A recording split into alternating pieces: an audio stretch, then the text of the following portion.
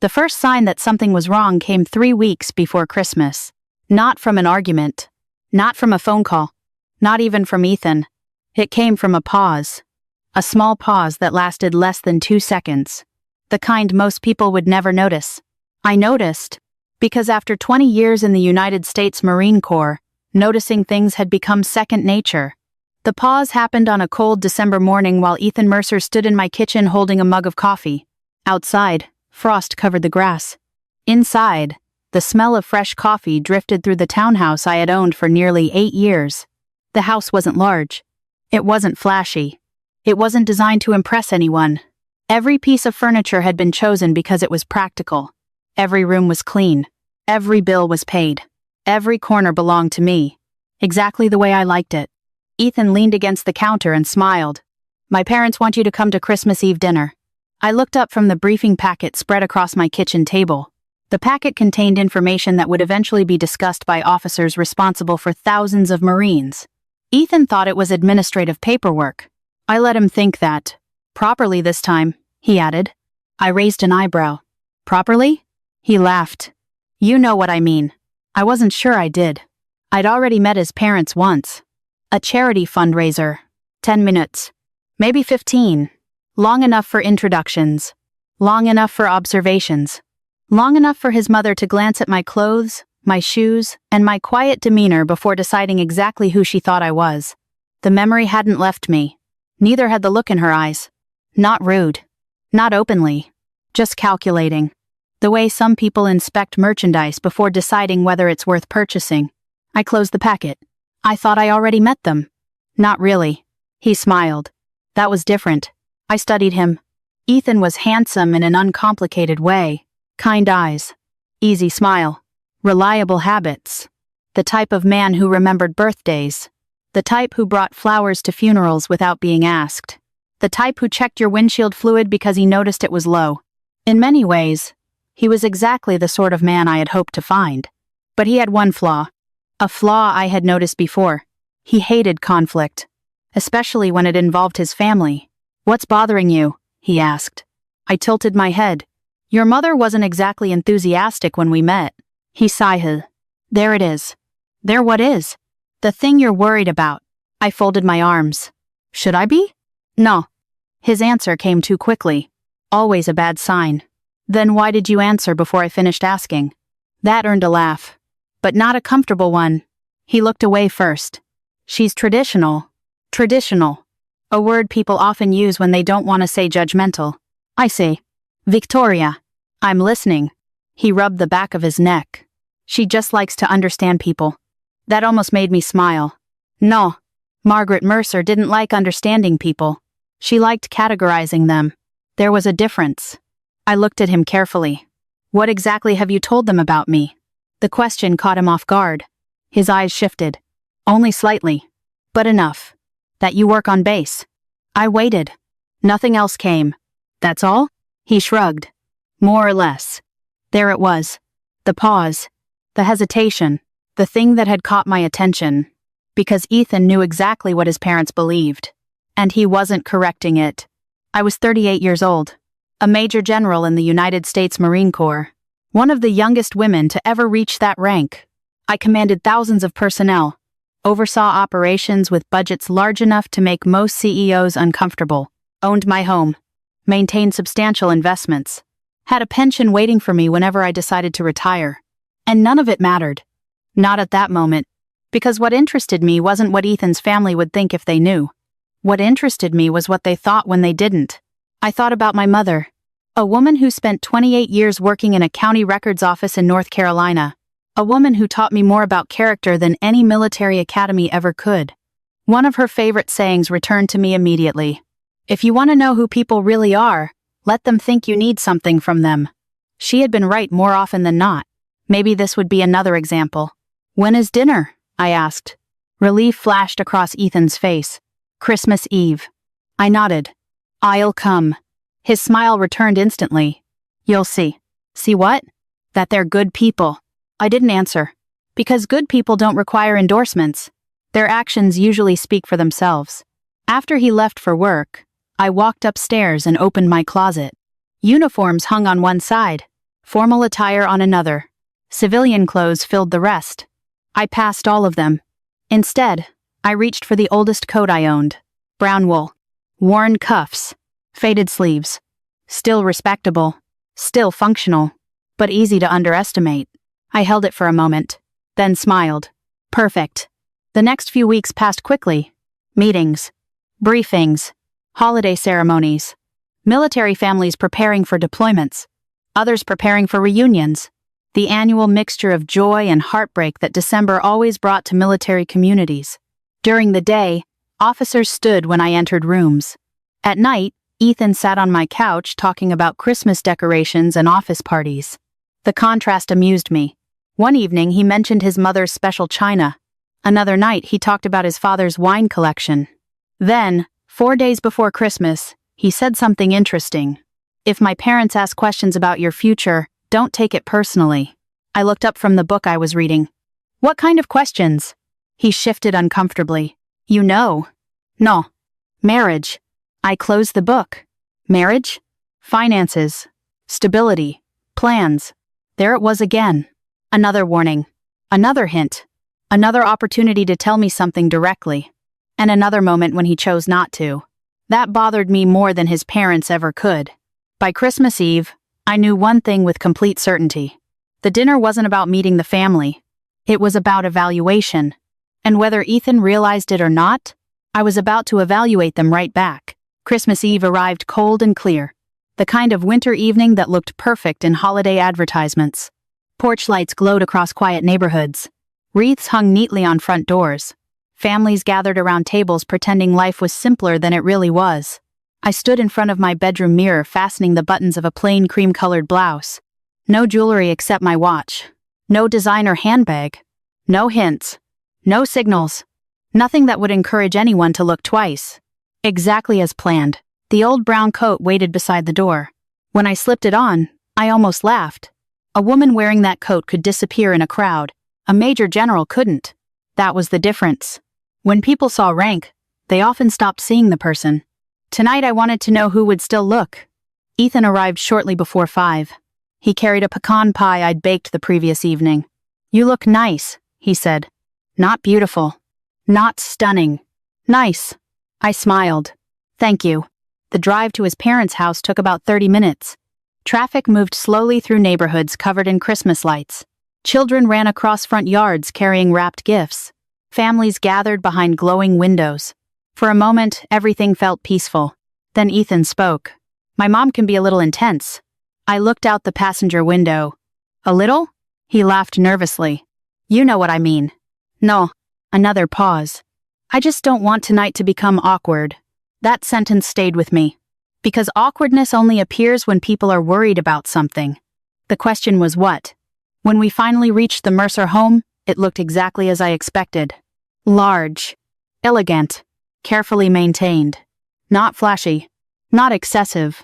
Just expensive enough to remind visitors that success lived there. White columns framed the entrance. Golden lights wrapped around perfectly trimmed shrubs. A towering Christmas tree glowed through the front window. Everything communicated the same message. We are respectable people. We are successful people. We belong here. Ethan parked the car. I looked at the house for a moment. Then opened my door. Ready? He asked. I smiled. Are you?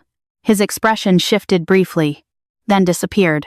That answer told me more than words could have. The front door opened before we reached it. Margaret Mercer greeted her son with warmth. A kiss on the cheek. A bright smile. A touch on his shoulder. Then her eyes moved to me. The warmth cooled. Not completely. Just enough. Victoria. Her smile remained.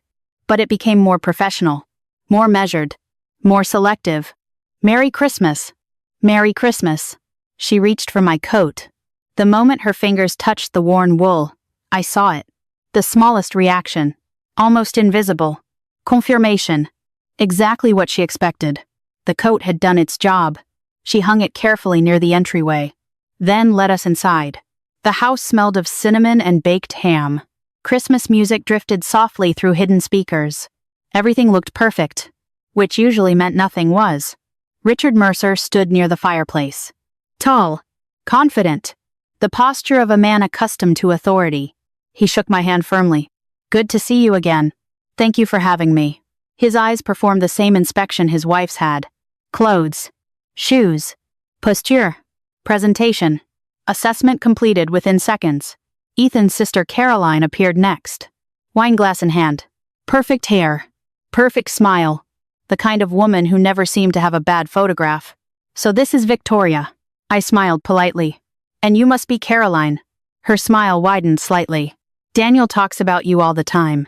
I doubted that. Not because Ethan was dishonest. Because people like Caroline rarely listen closely when someone discusses a person they've already categorized. Dinner was announced shortly afterward. The dining room looked beautiful. Gold-rimmed china. Crystal glasses. Candles. Fresh pine centerpiece. Everything arranged with impressive precision. We took our seats. Ethan beside me.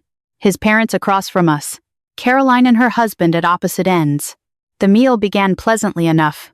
For the first 10 minutes, conversation stayed safely on holidays. Weather. Travel. Family traditions. Nothing dangerous. Then the questions started. Richard took a sip of wine. So, Victoria. I looked up. Yes? How long have you been working on base? There it was. The first probe. Several years. He nodded. Doing administrative work? Among other things. His eyebrows lifted slightly. What other things? I smiled. A little of everything. Caroline laughed softly. That sounds mysterious. Not really. The answer seemed to disappoint her. Margaret stepped in next. Do you enjoy your work? Very much. What do you like most about it? The responsibility. That answer caught Richard's attention. His eyes narrowed slightly. Responsibility? Yes. Most people don't choose that word. I smiled. Most people haven't had my experiences. Silence followed briefly. Then Caroline changed direction. Do you plan on continuing to work after the wedding? There it was. Question number 2. I took a sip of water. For now. Margaret exchanged a glance with Richard. Tiny. Quick. But noticeable. And long-term? Margaret asked. I have long-term plans. She smiled politely. I'm sure you do. The conversation continued. But the pattern became obvious. Every question revolved around the same subjects. Money. Stability. Future. Assets. Expectations. Never directly. Always politely. Always wrapped in concern. Yet the meaning remained clear. What exactly will you contribute to our son's life? At one point, Caroline asked whether I rented or owned my townhouse. At another, Richard casually mentioned retirement planning. Then Margaret brought up financial compatibility. That was when Ethan started looking uncomfortable. Because even he could see where the conversation was going. Mom? His voice carried a warning. She smiled. What? We're just talking. No. They weren't. They were investigating. And everyone at the table knew it, including Ethan. Unfortunately, he still wasn't stopping it. That bothered me more than anything his parents had said. Because courage isn't tested when things are easy. It's tested when someone you love needs you to speak. And so far, Ethan remained silent. The meal continued. The questions continued. The assumptions continued. Until finally, Margaret placed her napkin beside her plate. Looked toward Richard. Then toward Caroline. A silent exchange passed between them. The decision had already been made. I realized that immediately. Margaret reached beside her chair. Her fingers closed around something. A folder. Thin. Professional. Prepared in advance. She placed it gently on the table. Then slid it toward me. The room became silent. Completely silent. And as the folder stopped directly in front of me, I knew this dinner had finally arrived at its true purpose. For a few seconds, nobody moved. The folder rested in front of me between the candied yams and the dinner rolls like it belonged there. Like it had always been part of the evening. Like this moment had been planned long before I arrived. Maybe it had. Margaret folded her hands neatly in front of her.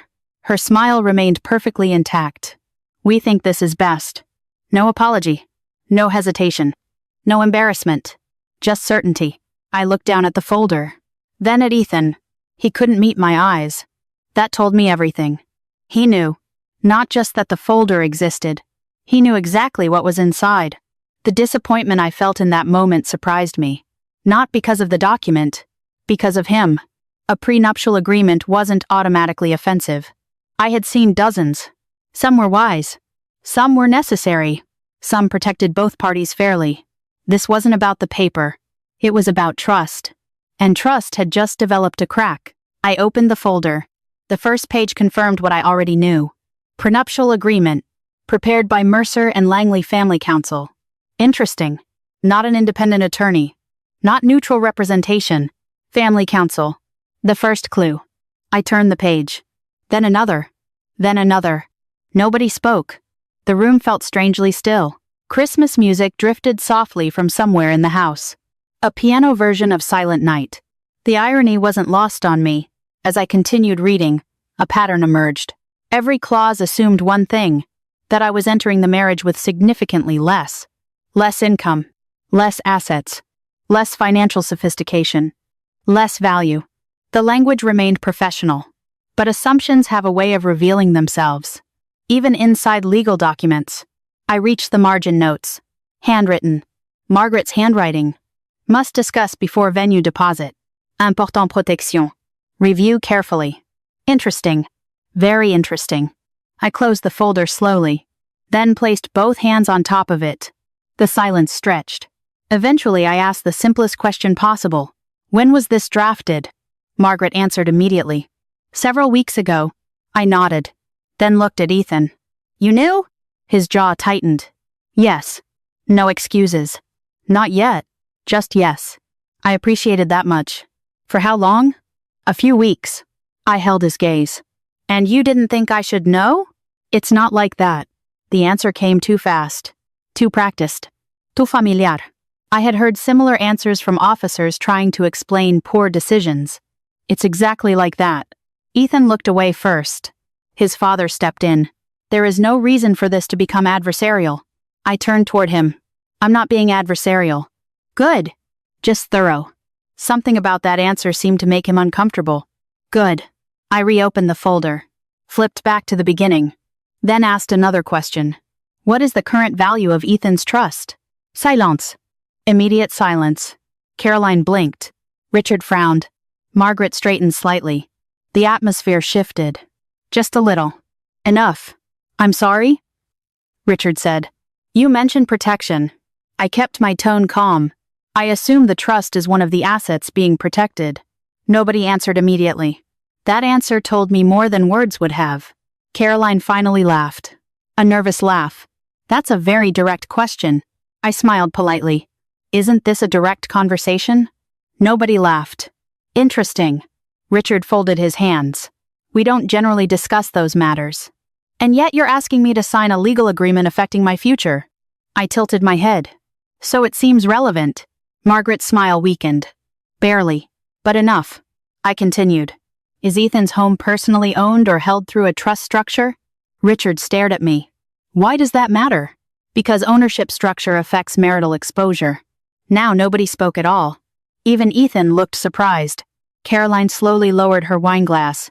I could practically hear the recalculation happening around the table. Margaret recovered first. You seem unusually familiar with legal terminology. I smiled. I read. That answer irritated her. Good. Because for the first time all evening they weren't evaluating me. They were trying to understand me. And they didn't like what they were finding. I turned toward Ethan. What about the business loan? His head snapped upward. The reaction was immediate. Visible. Honest. What? The credit line. I kept my voice even. The one connected to your consulting venture 2 years ago. Color drained from his face.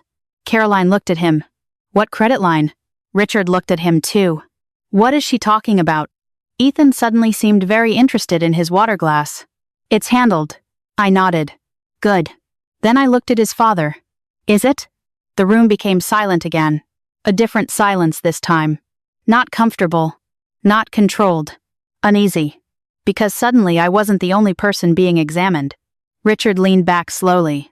How do you know about that? I met his eyes. Because I pay attention. Nobody spoke. I could feel Ethan staring at me now. Confused. Concerned. Trying to figure out who exactly was sitting beside him. And why she suddenly sounded nothing like the woman he believed he knew. Finally, he asked, "What exactly do you do on base?" There it was. The question. The real question. The one hiding behind every other question all night. I looked around the table. At Margaret. At Richard. At Caroline. At Ethan. Then back to the folder. For a brief moment I thought about saying nothing. About standing up and leaving. About ending the evening immediately. But something stopped me. Not anger. Clarity. Because now I understood. This wasn't about money. Not really. This wasn't even about the contract. It was about how quickly people reveal themselves when they think someone has less power than they do. I folded my hands, looked directly at Richard Mercer, and asked one final question. If I had arrived tonight wearing a different coat. I paused. Would this folder still be sitting on the table? Nobody answered. Not one of them. Because they all knew the answer. And so did I. For the first time all evening, Margaret Mercer looked uncertain. And for the first time all evening, I realized the next few minutes were about to change everything. The silence after my question seemed to stretch forever. If I had arrived tonight wearing a different coat, would this folder still be sitting on the table? Nobody answered. Because nobody could. The answer was too obvious. Too uncomfortable. Too honest. Margaret looked down at the contract. Richard stared at me. Caroline suddenly seemed fascinated by her wine glass. And Ethan. Ethan looked like a man watching a bridge collapse beneath his feet. I let the silence remain. Not as punishment. As truth. Eventually, Richard cleared his throat. I think that's an unfair question. I almost smiled. Do you? Yes. He folded his hands carefully.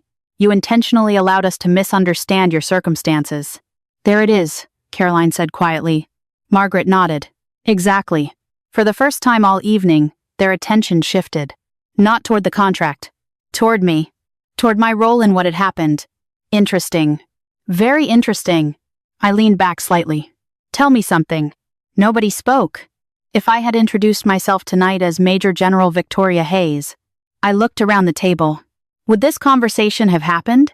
Richard opened his mouth, then closed it. Margaret hesitated. Caroline looked away. And Ethan said nothing. Again. The answer was written across every face at the table. No. Of course it wouldn't have happened. The folder would never have appeared. The questions would have been different. The assumptions would have been different. The respect would have arrived early instead of late. Not because I was different. Because their perception would have been. Finally, Margaret spoke. We would have approached things differently. I nodded. I know. Her expression tightened. Most people would have disclosed something that significant. Most people lead with whatever creates advantage. I kept my voice calm. I wanted honesty. Richard frowned. This feels like a test. No. I shook my head. A test requires planning. I rested a hand lightly on the contract. This required only observation. The room fell silent again. Then Ethan finally spoke. His voice sounded smaller than usual. Victoria. I turned toward him. Why didn't you tell me? The question almost made me sad. Not because it was unreasonable. Because it came too late. I wanted one person in my life who saw me before he saw my rank. His face fell. That's not fair. No. I said quietly. It isn't. For several seconds neither of us spoke. Then I added, but neither was this. I touched the folder. His shoulders slumped. The truth was finally reaching him. Not all at once. Slowly. Painfully. Like sunlight creeping through a closed room. Richard shifted in his chair. Perhaps mistakes were made. I looked at him. Mistakes? Misunderstandings. No. My answer came immediately. His eyebrows lifted. No? No. The room froze. Misunderstandings happen when people lack information. I looked directly at him. This happened because assumptions replaced information. Nobody argued. Because they couldn't. Margaret took a careful breath. What exactly are you saying? I met her eyes. I'm saying you decided who I was before you knew anything about me. The words landed hard. Caroline lowered her gaze. Richard looked away. And Margaret, for the first time that night, looked embarrassed. Not offended. Embarrassed. The distinction mattered. Ethan ran a hand through his hair. I should have stopped this. The room turned toward him. Finally. At last. One honest sentence. I looked at him carefully. Yes. His eyes closed briefly. Pain crossed his face. Real pain. Not embarrassment. Not frustration. Regret. I thought it would blow over. I nodded. I know. I didn't want conflict. I know. His voice dropped. I thought we could talk privately afterward. I held his gaze. And by then, he didn't answer. Because there wasn't an answer. Only consequences. The realization settled over the room slowly. Everything that had happened tonight existed because one person refused to speak when it mattered. Not because he was cruel. Because he was afraid. And fear can damage relationships just as effectively as malice. Maybe more. Margaret folded her hands. If we're being completely honest, her voice sounded different now. Less confident. Les certain. I don't think I expected this. No. I said. You expected someone else. She nodded. Almost reluctantly. Yes. Richard looked at the contract. Then at me. Then back at the contract. Finally he sighed. A long, tired sigh. The kind people make when reality finally catches them. I misjudged you. The words surprised everyone. Including him. Caroline looked at her father. Margaret turned toward him. Even Ethan seemed shocked. Richard rarely apologized. You could tell immediately. The sentence felt unfamiliar in his mouth. I did. He nodded again. I misjudged you. I appreciated the honesty. But something important had changed. Because now the conversation wasn't about whether they respected me. It was about whether I respected them. And that answer wasn't clear anymore. I looked toward Ethan. The man I had planned to marry. The man I loved. The man who still hadn't stood beside me when it mattered most. And suddenly, everything became simple. I reached toward my left hand. Slowly. Calmly. The engagement ring caught the light from the Christmas candles. A beautiful ring. Thoughtfully chosen. Meaningful. Expensive. None of that mattered. He slid it off my finger. The movement took only seconds. But the room seemed to stop breathing. Ethan's eyes widened immediately. Victoria. I placed the ring gently beside the contract. The sound it made against the polished wood was almost silent. Yet somehow it felt louder than anything spoken that night. Nobody moved. Nobody spoke. Nobody seemed capable of speaking. Finally, Ethan found his voice. What are you doing? I looked at him. Not angrily. Not coldly. Just honestly. I'm pausing. His face went pale. Pausing? Yes. His voice cracked. You're taking off your ring. Yes. Why? The question hung between us. And when I answered, I knew everything would change. Because I don't know if you're ready to stand beside me. Silence. Absolute silence. Then I stood, picked up my old brown coat, and realized the next few minutes would decide whether this relationship had any future at all. Nobody moved. Nobody breathed. For a moment, the entire room seemed suspended between two realities. The one that had existed before I removed the ring, and the one that existed now. Ethan stared at the small circle of gold resting beside the contract. His face had lost all color. Victoria. His voice barely carried across the table. I slipped my arms into my coat. The same worn brown coat that had apparently inspired so many assumptions. The same coat that had told them everything they thought they needed to know. The same coat that had revealed far more about them than it ever revealed about me. Margaret finally spoke. This is an overreaction. I looked at her. No. Her jaw tightened. It was a conversation. It was a decision. Richard rubbed his forehead. We made a mistake. Yes. The simplicity of my answer seemed to unsettle him. Because there was no argument. No anger. No dramatic accusation. Only agreement. And agreement can be harder to fight than opposition. Ethan stood abruptly. Please don't do this. I met his eyes.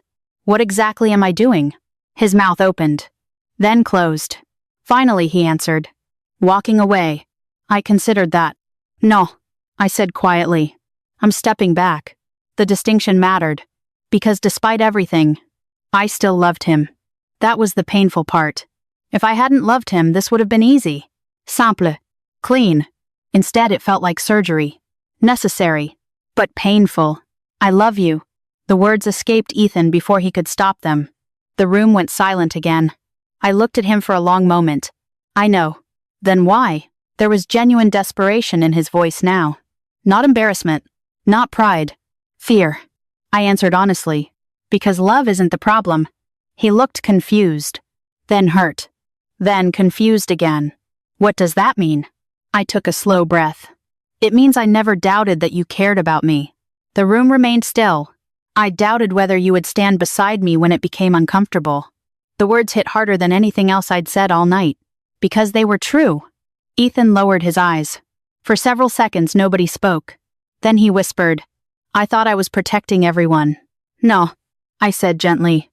"You were protecting yourself." That landed. I saw it happen. The realization.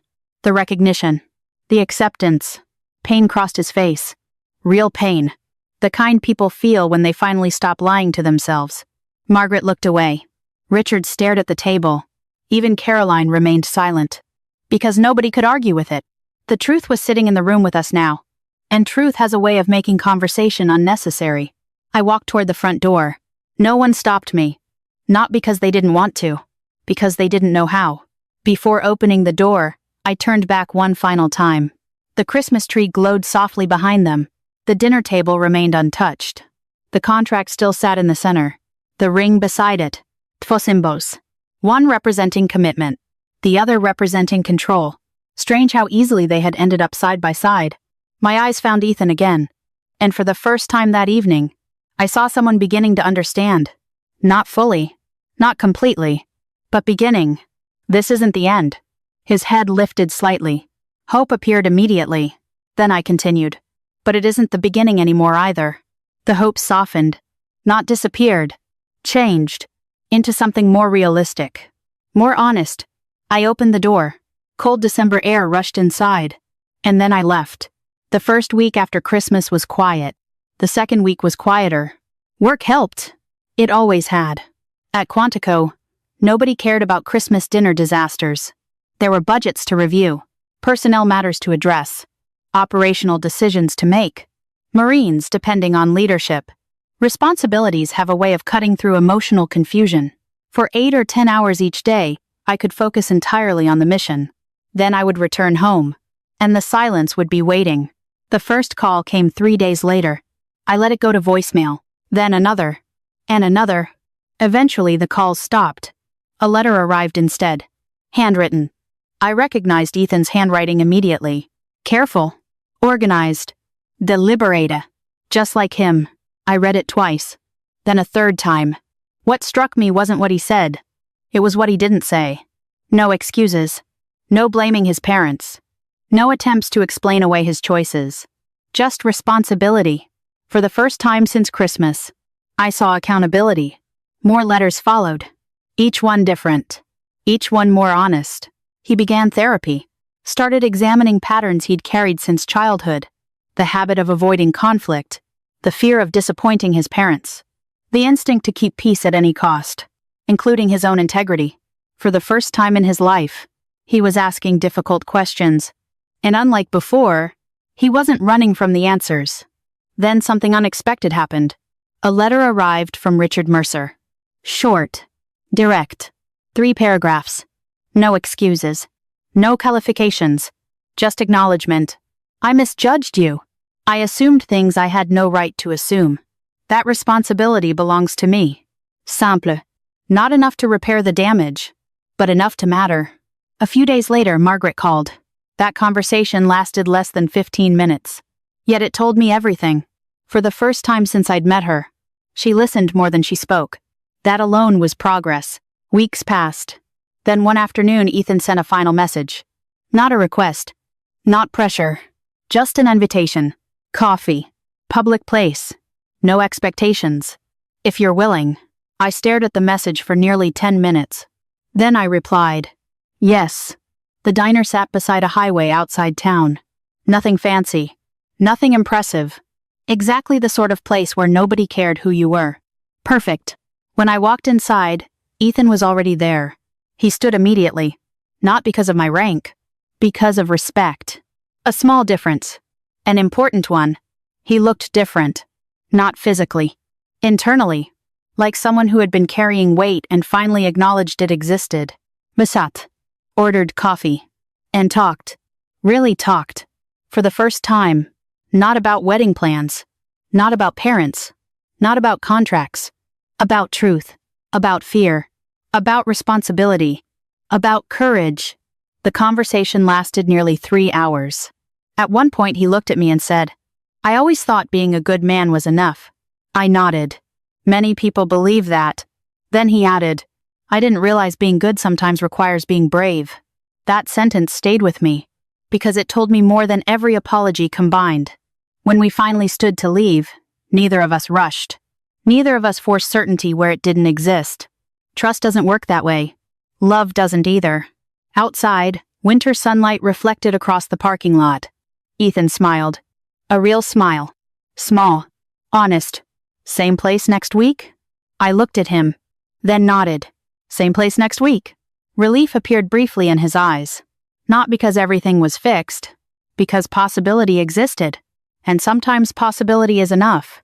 As I drove home, I thought about something my mother used to say. Character reveals itself most clearly when people believe there is nothing to gain. That Christmas dinner had revealed many things. About Margaret.